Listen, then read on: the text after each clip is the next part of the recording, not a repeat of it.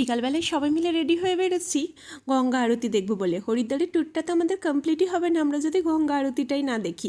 চলে গেছি হরকিপৌড়ি ঘাটের দিকে। হরকিপৌড়ি ঘাটটা আমাদের হোটেল থেকে ভীষণ কাছে ছিল, আর সেখানেই সবাই মিলে চলে গেছি। তবে আজকে যেহেতু ছট পুজো ছিল, এত ভিড় ছিল যে আমরা কোথাও একটুও জায়গা পাচ্ছিলাম না গঙ্গা আরতিটা দেখতে পাবো বলে। মানে মনটা এত খারাপ হয়ে গেছিলো, মনে হচ্ছিল যে দূর থেকেও হয়তো একটুও গঙ্গা আরতিটা দেখতে পাবো না। সামনের দিক থেকে তো আমরা পিছনে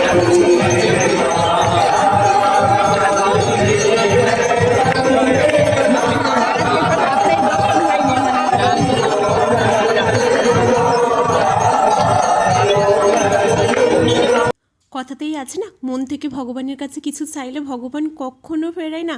এত ভিড়ের মাঝেও কেমন সুন্দরভাবে যে গঙ্গা আরতিটা দেখতে পেলাম, চোখ দুটো যেন জড়িয়ে গেল। এত মানুষ, এত ভিড়, সবার চোখ ওই একটা দিকেই সুন্দর ওই গঙ্গা আরতিটার দিকে ছিল।